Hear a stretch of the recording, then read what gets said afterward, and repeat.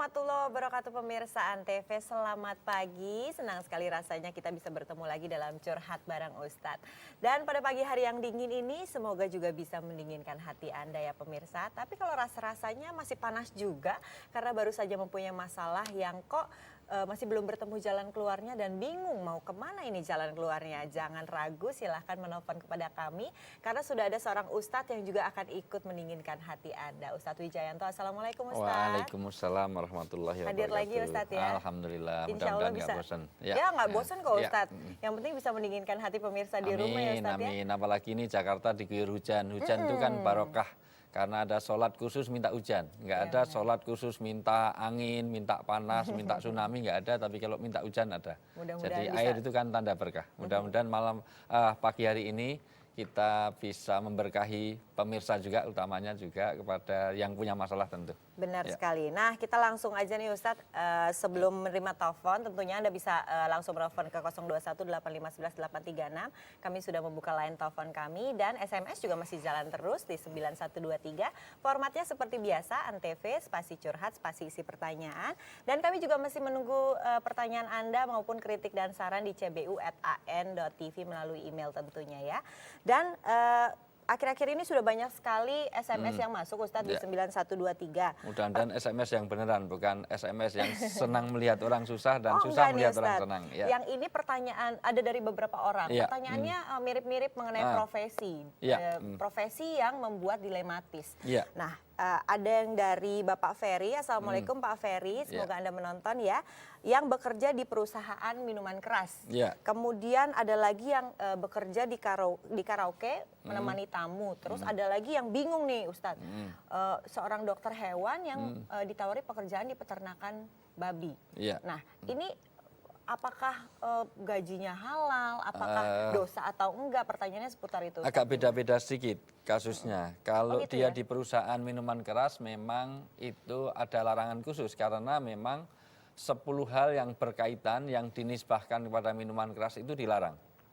Karena mencari rezeki itu halal tetapi caranya juga harus benar. Artinya tempat kerjanya juga benar, cara mencarinya juga benar, mengeluarkan hasilnya juga harus benar. Memang dalam hal rezeki ini ditanya tentang 2 hal. Jadi dari mana dan untuk apa dan juga bagaimana prosesnya itu sendiri. Artinya mungkin mencari rezekinya juga halal, tapi kalau tempat dan caranya nggak benar. Mungkin kerja di Antv, tapi caranya dengan menggelapkan uang atau dengan korupsi, dengan itu juga benar juga. Atau dia sudah jujur, tapi di tempat yang salah. Nah, misalnya tentang minuman keras itu 10 hal yang berkaitan itu nggak boleh. Dari mulai yang distribusi, yang memproduksi, yang menuangkan, yang dituangkan, yang meminumnya, yang memfasilitasi. Yang bikin botol, pokoknya yang memfasilitasi itu nggak boleh. Karena yang khusus, kecuali kalau dia bikin botol umum. Artinya saya bikin botol terserah mau untuk apa. Tapi kalau khusus, silakan. Untuk minuman keras itu nggak kena ya Ustadz? Ya sama dengan sopir taksi. Sopir taksi itu atau dia sopir angkot itu tidak harus menanya satu persatu. Ini mau kemana Pak gitu. Oh mau ke pelacuran atau nggak usah ditanya. Pokoknya mau ikut biarkan dia. Bapak agamanya apa, pekerjaannya apa gitu? Iya nggak usah kan gitu. Jadi setiap penumpang kita antar saja. Tetapi kita tidak bisa menseleksi. Masuk sopir Transjakarta terus kita tanya setiap orang mau kemana, tujuannya apa kan nggak bisa. Nah, itu secara umum. Tapi kalau jelas alamatnya untuk minuman keras itu jelas dilarang. Karena itu jelas memfasilitasi sebuah haram. Jadi yang berkaitan. Kalau yang kemudian, di karaoke apakah beda kasus? Di karaoke itu tidak semuanya karaoke itu salah. Karena ada family karaoke, karaoke yang family itu juga baik-baik saja nggak masalah. Itu tempat untuk menghilangkan katarsis. Karena kadang-kadang orang itu juga dengan namanya emotional quotient. Orang itu kalau kadang kepenatan itu dengan menyanyi, dengan itu bisa menghilangkan. Walaupun Islam punya treatment lain. Kalau dengan wirid dzikir itu jauh lebih menenangkan sebetulnya daripada nyanyi. Kalau kerja di karaoke dengan tanda kutip itu dia kali ya? Ya, kalau tanda kutip itu akhirnya eksploitasi fisiologis. Karena kadang-kadang nemani itu plus. Nah ini yang plus-plusnya nggak boleh. Nah yang ini menarik sekali nih Ustadz, menjadi dokter hewan kemudian ditawarin kerja di peternakan babi. Sementara babi sendiri kalau untuk dikonsumsi itu kan haram ya Ustadz. Tapi ini kan maksudnya juga untuk didistribusikan. Ya, maksudnya kalau itu hak hidup, babi itu kalau kita lihat bukan harus dibunuh. Babi itu kalau memang sakit, kalau memang kelaparan kita kasih makan nggak apa-apa.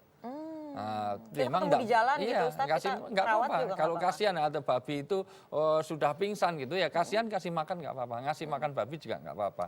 Yang menjadi masalah kalau kita menternak babi dan membisniskan babi itu, maka hasilnya juga haram. Karena barang haram tidak bisa untuk dijual belikan. Itu. Dan juga kita konsumsi. Babi itu dilarang untuk dikonsumsinya. Itu yang berkenaan dengan itu.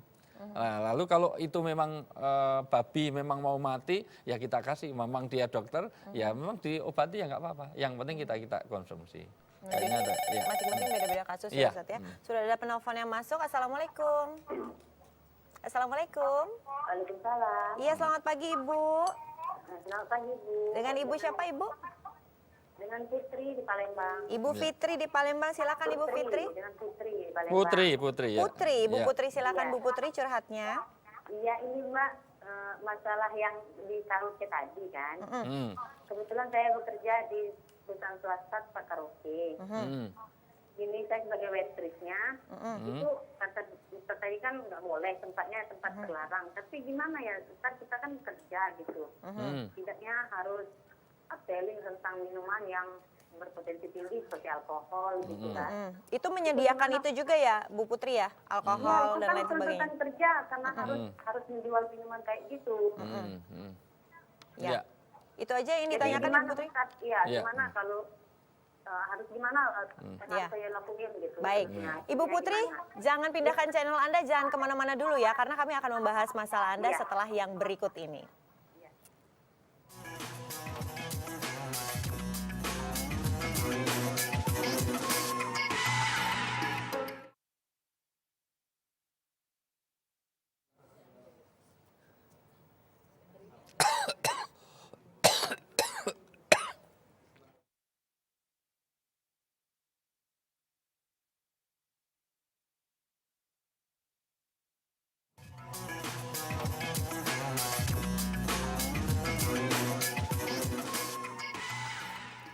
Pemirsa, kami mengucapkan selamat menunaikan ibadah sholat subuh bagi Anda yang berada di Jakarta dan juga sekitarnya. Masih bersama saya dan masih ada Ustadz Wijayanto. Ustadz, kita lanjut dari pertanyaan di segmen sebelumnya mengenai dilematis profesi yang dilematis. Yang terakhir adalah penelpon dari Mbak Putri di Palembang, menjadi waiters di karaoke, menyediakan minuman keras juga. Tapi kan ini berkah juga, ini kan dari Allah juga datangnya. Kemudian ini kan saya menjalankan pekerjaan, tuntutan pekerjaan, gimana Ustaz? Sebetulnya bukan berarti karaoke-nya itu haram atau dilarang. Sebetulnya bisa aja karaoke yang syar'i juga bisa. Yaitu yang tidak ada ikhtilat, tidak ada minuman keras bisa juga. Why not kita juga menciptakan seperti itu. Cuman itu kan masalah yang kita terlalu muluk-muluk lah. Tapi prinsipnya bagi pekerja di karaoke, pertama adalah semaksimalnya kalau ada satu tuntunan atau ajaran syariat itu ya kita laksanakan semaksimalnya. Wa idza amartukum bisyai'in fa'tu minhu mastata'tum. Kalau kamu ada perintah maka kerjakan semaksimalnya. Bumi Allah itu luas sehingga tempat kerja tidak harus di karaoke kalau tidak bisa menghindar. Kalau itu keterpaksaan, maka karena itu darurat ya, maka bisa juga Mbak Putri itu jangan langsung yang berkaitan dengan minuman keras. Jadi misalnya di bagian belakangnya atau di bagian cleaning service-nya atau di bagian apa yang tidak langsung menyangkut masalah penyediaan minuman keras tadi. Tapi lebih baik jadi tetap bagaimanapun cari kan tempat usaha banyak, tempat kerja juga banyak. Jadi kita semaksimalnya, sebagaimana di perhotelan juga begitu. Ya. Menghindari jadi, ya Ustaz ya. menghindari hal-hal yang langsung bersentuhan dengan kemaksiatan itu. Jadi kalau misalnya di hotel ya tidak langsung yang menyediakan minuman keras, tetapi di tempat-tempat yang lain, misalnya di chef, di macam-macam bisa. Ya. Baik, ya sudah ada penelpon yang masuk, langsung saja. Assalamualaikum. Waalaikumsalam. Iya, dengan Bapak siapa Pak? Joko Mbak di Tarakan. Pak Joko di Tarakan, silakan Pak Joko curhatnya. Iya, terima kasih banyak. Selamat pagi Pak Ustadz, Assalamualaikum. Waalaikumsalam warahmatullahi wabarakatuh. Gimana Pak Joko? Iya, saya terima kasih bisa berhubung dengan Bapak nih Pak. Alhamdulillah ya, mudah-mudahan tersolusi ya. Iya, gini Pak, saya ini dalam musibah. Ya.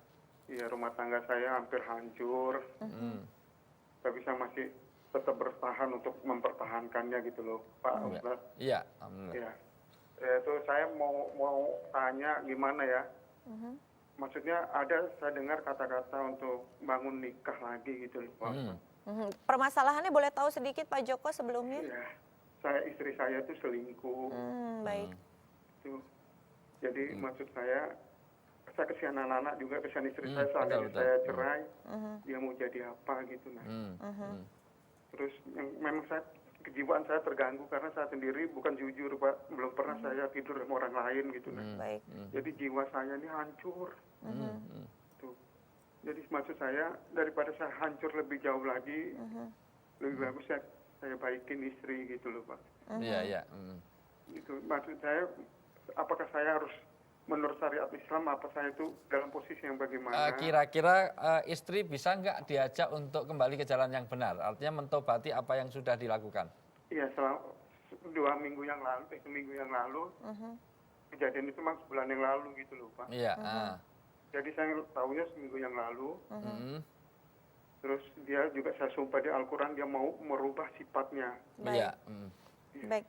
Mas Joko ditarakan jangan tutup telepon Anda dulu ya Mas Joko, setelah ini masih bisa berinteraksi, mungkin dijawab sedikit dulu. Jadi prinsipnya kalau bisa wihdatul umat atau menyatukan orang dalam bersuami istri itu diutamakan daripada talak. Karena talak itu sendiri walaupun itu boleh tetapi sesuatu yang harus kita hindari itu kayak diamputasi. Jadi amputasi itu boleh dilakukan kalau sudah jalan terakhir. Misalnya kalau kita sakit, ada masalah dalam keluarga, kalau sakitnya hanya gatal-gatal nggak usah harus diamputasi. Cukup digaruk, nggak sembuh ya dibalsem, nggak sembuh ya disuntik, nggak sembuh dikerokin, nggak sembuh minum pil pahit. Tapi kalau itu sudah mentok baru diamputasi. Tapi jangan baru gatal-gatal diamputasi. Tapi prinsipnya perselingkuhan itu memang sesuatu yang memang mengganggu sekali dan memang itu hal yang masalah prinsip dalam berkeluarga. Makanya kalau dia yang penting dia mentobati karena nobody perfect in the world. Tidak ada seorang yang sempurna. Setiap manusia itu punya salah dan sebaik-baik orang yang salah adalah mengakui kesalahannya. Kemudian mentobati dengan menghentikan dan berjanji untuk tidak mengulang. Sepanjang istri bapak itu sudah menyadari kesalahan dan tidak akan mengulang lagi, maka silahkan nanti dirujuk kembali. Tapi Pak Joko sendiri kira-kira selain karena masalah anak, apakah masih cinta ataukah masih kira-kira ikhlas nggak Pak Joko menjalankan kehidupan rumah tangga setelah rujuk nanti? Ya sebetulnya sih ikhlas nggak ikhlas memang hati saya nggak bisa dibohongi. Iya itu. Ya. Nah, terus saya 24 tahun lebih saya nikah sama dia. Gitu. Iya. Ya, itu memang membuat saya hancur gitu. Betul Pak. Jadi memang perasaan itu kalau luka karena tusukan belati aja bisa sebulan 2 bulan sembuh. Tapi kalau tusukan perbuatan sehingga melukai hati itu makanya walaupun dipukul dengan diludahi itu sakitnya lebih lama diludahi. Padahal lebih sakit dipukul ya. Karena itu menyangkut hati. Maka hati ini sesuatu yang sangat berkenan. Maka yang penting adalah bagaimana kita menata hati dengan kesabaran, kemudian menciptakan suasana Pak. Jadi dibikin suasana agama, bi'ah sehingga istri tidak ada lagi peluang untuk itu. Bi'ah itu penting, suasana agama. Nah, sekarang dibangun mulai misalnya kita biasakan dengan jamaah dalam makan, jamaah dalam sholat, jamaah. Karena boleh jadi istri seperti itu karena peluang, karena orang jahat itu karena selain niat dan juga kesempatan, tapi juga suasana yang tidak mendukung. Nah, kalau suasana memang ditinggal pergi, nggak ada nafkah batin atau dia tidak terpenuhi nafkah batinnya, bisa saja dia pindah ke lain hati, bahkan pindah ke lain body itu. Jadi sekarang bagaimana istri bapak dikondisikan dengan pentobatan itu, mudah-mudahan dia kembali ke jalan yang benar. Dan kesalahan itu segala banyak diistighfari. Sehingga nanti ke depannya itu mudah-mudahan ini menjadi cambuk sehingga kita tidak terulang kembali hal yang itu. Sambil begitu perlu komunitas Pak. Jadi komunitas itu misalnya adakan taklim, adakan kajian-kajian yang melibatkan keseluruhan termasuk anak. Baik. Karena anak itu mengikat. Jadi kadang-kadang Mbak Mona, kita itu dengan suami istri itu kadang-kadang ada percekcokan. Tapi kalau ingat anak itu menjadi pengikat, betul. Gitu. Ya, itu betul, Baik, itu. Bapak Joko semoga rumah tangga Anda setelah ini semakin jauh lebih baik ya Pak Joko ya. Bentar bisa Mbak. Iya. Ini maksud saya ke depan saya harus nikah lagi sama istri atau enggak? Oh, harus nikah lagi sama nikah istri lagi itu untuk menguatkan kembali nggak masalah. Karena itu supaya itu bagian untuk perbarui nikah. Nggak masalah itu. Itu tidak ada salahnya apa-apa. Artinya menikah kembali itu secara syariat tidak harus seperti itu. Tetapi kalau dia mau nikah lagi untuk memperbarui komitmen nggak ada masalah. Boleh aja ya. Bapak Joko terima kasih atas curhat Anda menjadi pelajaran untuk kita semua. Jangan kemana-mana dulu Pak Joko dan Anda pemirsa di rumah karena kami akan kembali sesaat lagi.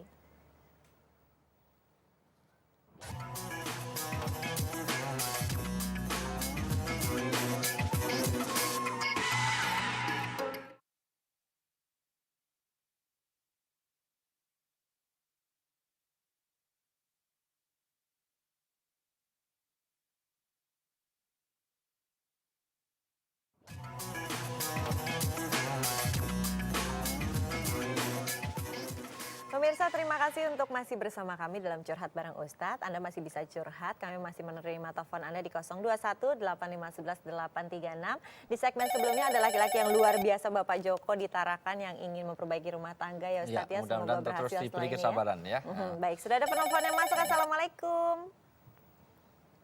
Assalamualaikum. Assalamualaikum. Waalaikumsalam warahmatullahi wabarakatuh. Dengan Ibu siapa Ibu? Waalaikumsalam. Bagaimana Bu? Dengan Ibu siapa Bu? Ibu Yuyun. Ibu Yuyun di mana Bu? Bu Yuyun? Dari Purwokerto, Mbak. Purwokerto. Silakan Ibu Yuyun curhatnya. Iya, begini, saya kan tinggal berjauhan dengan suami. Suami memang di mana Bu? Luar negeri apa di? Suami di luar negeri apa di mana? Suami di Jogja. Oh di Jogja. Purwokerto ya. Saya pegawai negeri Pak. Iya. Ya, terus saya itu mengajukan untuk pindah kerja, tapi suami tidak mengizinkan. Alasannya apa Bu? Ya istilahnya sayang rumah yang di Purwokerto gitu. Oh gitu ya, dikontrakkan terus pindah ya terus. Ya terus saya kan curiga, lalu saya mendatangi orang pintar. Iya. Orang pintarnya itu bilang katanya suami saya itu punya wanita lain. Iya. Dan kebetulan dia menyebutkan gejala-gejalanya sama dengan yang saya rasakan gitu loh. Seperti suami sering banyak pendiam, terus seneng lagu-lagu romantis gitu. Nah terus akhirnya dia memberi saya syarat untuk membeli 17 sarung dan 17 sejadah. Tujuannya 17 Ibu? sarung. Tujuannya 17 sarung dan 17 sejadah di tanggal 17 Agustus mungkin apa gimana? Ya. Enggak. Terus itu saya berikan, tapi saya niatnya itu sedekah Pak. Tujuan dari orang pinternya katanya tujuannya apa Bu? Katanya untuk dia mengundang orang untuk 17 itu untuk membacakan surat lah untuk diberikan amalan kepada saya. Baik. Nah terus hasilnya amalannya itu ya berupa zikir, berupa pasir atau air, itu saya amalkan. Yang jadi pertanyaan saya, kufur nggak saya mempercayai hal seperti itu atau mendatangi orang seperti itu? Iya. Terus yang kedua, boleh satu-satu saya jawab dulu Bu. Biar Ibu jangan tutup telepon Anda dulu ya Ibu ya, nanti setelah ini masih bisa berinteraksi. Gimana Ustaz? Pertama tentang memang sebaik-baik suami istri itu adalah di dalam satu ikatan dan satu lokasi. Karena jauhnya fisik itu juga menjadikan jauhnya hati. Apalagi kalau Purwokerto dan di Jogja, mudah-mudahan itu tidak terlalu ini. Misalnya ambil di tengah-tengah di Purworejonya lah gitu, atau di Kutoarjonya. Itu kan di antara tengah-tengah itu bisa semuanya bisa menyatu jadi pulang. Karena juga efek sampingannya kadang-kadang iman sih kadang-kadang kuat, tapi imronnya itu nggak kuat. Dalam pengertian yang aktif itu kadang-kadang si wanita juga. Mungkin suami ibu itu baik-baik saja, tapi kadang penggodanya karena komposisi wanita itu lebih banyak kenyataannya. Yang kedua, apalagi PNS diusahakan betul untuk bisa bareng lagi. Itu jadi alasan-alasan untuk yang menghalangi ke sana supaya bisa satu lagi. Kedua, orang pintar ini kepada orang pintarnya tadi. Sebetulnya sejauh mana sih orang pintar itu bisa kita tahu? Sebetulnya justru berarti kita orang bodoh. Jadi kalau yang pintar itu ukurannya apa? Apa yang dilakukan dengan 17 sarung, 17 sajadah itu laisa minal Islam. Tidak ada satu hadis pun, satu Quran pun, satu ayat pun yang menegaskan bahwa cara untuk menyelesaikan masalah dengan beli 17. Bahwa sedekah itu dianjurkan. Untuk menyelesaikan masalah, iya. Tetapi bukan cara dengan angka-angka 17, kemudian pakai pasir, air, itu laisa minal Islam. Bu Yuyun itu. katanya... Jadi pasir itu untuk bangunan, Bu. Dan air itu campur semen jadi bangunan. Jadi itu bukan untuk menyelesaikan masalah yang kaitannya dengan persoalan tadi. Kedua, menurut Bu Yuyun kufur atau enggak ya? Iya, tapi ukurannya bukan berarti kalau suami senang romantis berarti dia ada wanita lain, ada will, enggak. Saya juga suka lagu romantis, tapi bukan berarti terus punya will atau pendiem. Karena memang sakit gigi atau apa juga kita tanya dulu. Yang lebih penting lagi adalah begini Pak, mendatangi orang pintar walaupun berkedok kiai, karena sekarang pintar juga orang-orang itu yang dukun itu kadang-kadang pakainya surban juga. Dukun itu kadang-kadang juga pakai atribut-atribut Islam, karena tahu pasiennya orang Islam. Kadang-kadang pakai ayat-ayat Quran juga, padahal itu laisa minal Islam dan itu tidak benarkan. Tetap itu musyrik Bu, bukan kufur, tapi perbuatan yang dilarang. Itu namanya syirik fil isti'anah, syirik di dalam mohon pertolongan. Islam itu begini Bu, jadi iya karena butuh, iya karena nasta'in.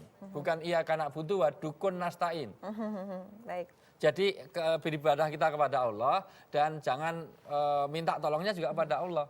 Dengan cara-cara yang dibenarkan oleh Allah. Bukan dengan cara dukun atau dukun nasta'in atau kuburan nasta'in, bukan dengan Ibu cara Yuyun, itu. ada satu pertanyaan lagi kalau nggak salah ya, Ibu Yuyun? Ya. Ya, itu berarti saya tidak perlu mempercayainya. Nggak usah Bu. Jadi Terus mengenai amalan ya? amalannya kalau amalan itu sesuai dengan sunnah Rasul ya kita lakukan. Misalnya suruh puasa Senin Kemis, karena doanya lebih makbul dengan orang puasa. Misalnya suruh tahajud di malam hari, banyak sedekah. Itu sesuatu yang tidak berkait dengan itu. Tapi kayak pakai pasir, pakai air, pakai itu ya nggak usah. Apalagi pakai ayam cemani, apalagi macam-macam itu. Baik, Ibu Yuyun terima kasih banyak atas pertanyaan Anda. Semoga setelah ini Anda bisa menemukan jalan keluarnya Ibu Yuyun ya. Dan Ustadz Wijayanto terima kasih atas sayang kehadirannya. sekali durasinya ya. Iya, pemirsa Anda masih bisa curhat lagi, tetap bersama Curhat Bareng Ustadz. Tapi setelah ini masih ada topik pagi, jangan kemana-mana. Wassalamualaikum warahmatullahi wabarakatuh. Waalaikumsalam.